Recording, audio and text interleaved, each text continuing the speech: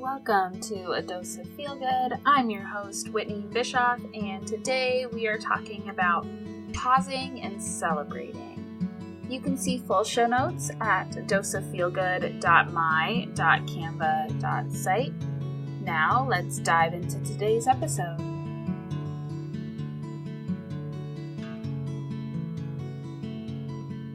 Welcome back. We are at episode 10, which seems absolutely crazy, and I'm pretty sure I say that each week, but we're 10 episodes in already, and I've thoroughly enjoyed creating these episodes for y'all and just hearing kind of some of the really great things that y'all have taken away, that you've loved about it, and just sharing together a lot of really good feel-good moments, and I've just really loved it, and I hope you all have as well.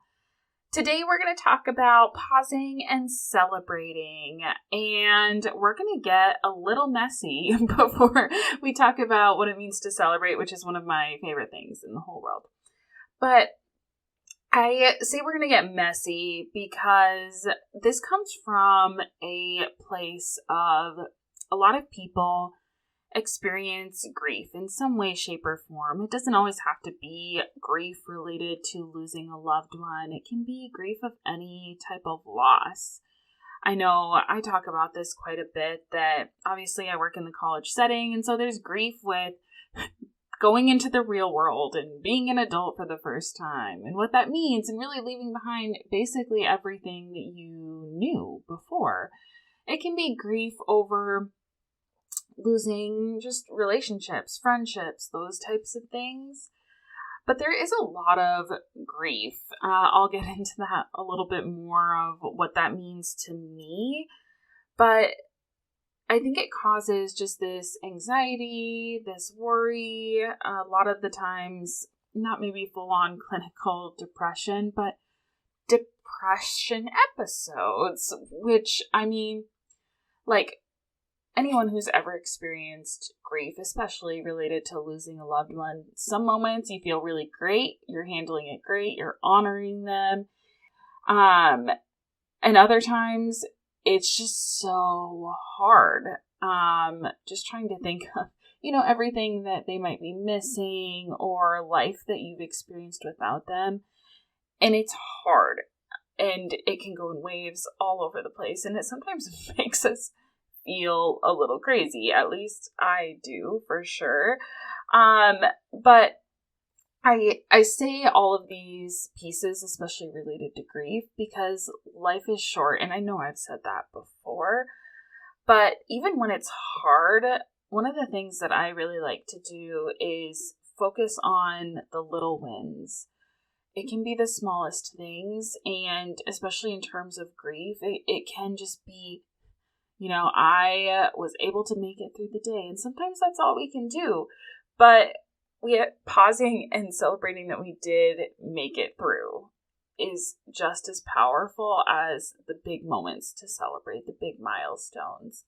I think it also helps, at least for me, to, after losing someone, you really appreciate the moments of stillness and the moments of life and light. And I know now that, I wish I would have documented more. I wish I had those things that I don't get as much. And so I love just sitting and appreciating the people around me, the moments that we get to experience, because it's easy to focus on everything that's bringing us down. I think it's human nature to do that because we don't know a lot of the time how to navigate those. When the wins that we have, we've a lot of the time already experienced those or are anticipating something super great. But it's harder to really celebrate those because we're focused on all the things that are happening in the world around us and those things that are bringing us down. It's easy to get stuck in those things, in those moments.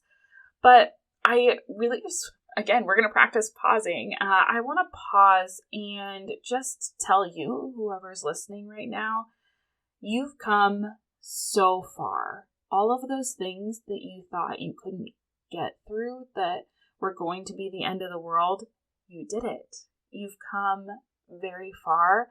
And you should be proud of that. You should be proud of where you've gone, how you've gotten there, and celebrate that.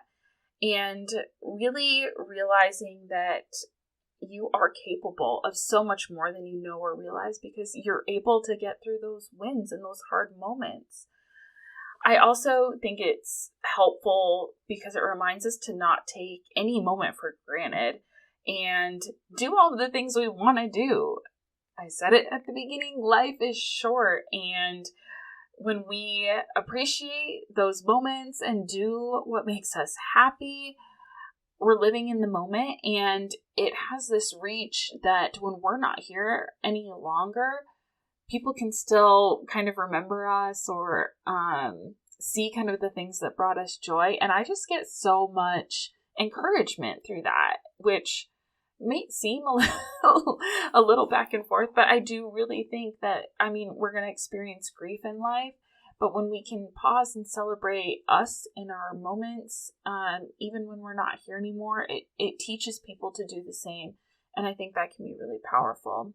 So my stories, I don't want to get all doom and gloom, but I was talking with someone the other day about how, as at least a professional in different fields, it's easy for us to talk about content. It's easier for us to almost remove ourselves from the actual things that we're experiencing. And it's much, much harder to actually share our stories. But I think that's really powerful. So, especially in terms of grief, I have a lot of firsthand experience there. I lost my dad when I was 7, and it completely turned our world upside down. My dad and I were very much alike. At least I'm told that now. Obviously, I had 7 years with him. But I think, at least for me, that's what makes his loss especially hard, but also joyful in that I get to carry on where he left off. And as an adult, that's something that's super cool and special to me. But in that time, our family was wrecked. That's just putting it lightly. And anyone who's experienced loss, you feel that. There's a lot to navigate, and it shaped a lot of who I was growing up, 100%. I didn't celebrate as often because I think I was just stuck in this loss and not knowing how to move forward there. I was also very young, so there was that piece too. I also lost my mom when I was 19, and there's just this compounding grief for anyone that has, I think, experienced so much loss, but especially the loss of both of your parents. It can feel really lonely. I always say, for the most part, they're the people who will give you unconditional love no matter what. And so experiencing both of those losses and now trying to kind of navigate my adult life through that grief in celebrating the time that we had together. But it's hard sometimes when you're experiencing these life milestones that you want to celebrate, you want to enjoy, but the people that you want there aren't there with you. And that can be really hard. But I've really challenged myself of I am going to celebrate that I get to live in this moment. And I thoroughly believe that they're kind of with us as we go through that, or whatever those things are, the positive things. And I think there can be joy in that. And it's really taught me to appreciate each moment. And even just I document everything. I take pictures of everything, videos, because my mom was not someone to take pictures. She didn't like it. But now I'm I wish I had more pictures. I wish, I could hear their voice again. Just little things like that. And so it reminds me now to celebrate and document those things, because it brings me a lot of joy to kind of remember all of the things that I've gone through and able to celebrate. But I'm not going to be here forever. And so I think it also helps for whenever my time comes, people can continue to celebrate kind of the gift that I bring to the world. And I really, really enjoy that. Yeah. So I also, like I've said, I also have a lot of medical things. And so I love just celebrating when my body feels good. And getting out, walking, moving my body, all of those types of things. Because when you don't feel good, you don't feel good. And it's a lot harder. And so you grieve the lack of opportunity to do that. I'm relatively young still, but I know that's something that like older folks also say, is that like, I wish I would have done more when my body felt a lot better. And I'm only 32 and I'm like, I am already starting to feel that. So it can be those things too, right? Like it can be whatever losses that you have thought about, are thinking about, and kind of just really turning that and celebrating the wins that we do have. Why is this super impactful though? I really do believe, obviously, for anyone who has experienced that loss, like I said, our life is more than our own. We are living our lives and we have that impact that is so much farther than we know.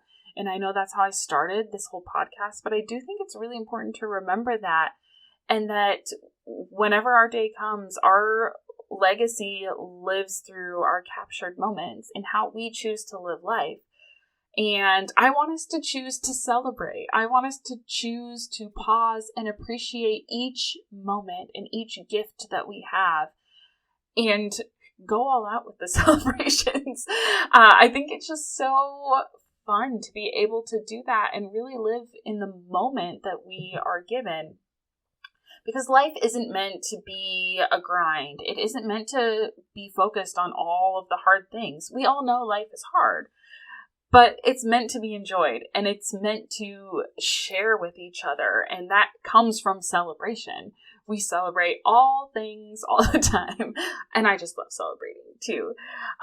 But when we pause to celebrate, it's celebrating us, who we are as people. It's celebrating the life that we get to live and the people that we get to impact.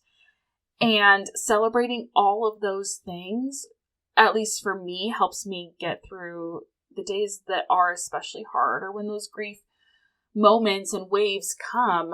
I choose to celebrate the time that I did have, the things I still get to do, the legacy I still get to pass on. And if you could all see me now, I have this big old smile on my face, because even when it's hard, like those celebrations are what make it worth it. And keep us going, keep us trucking along.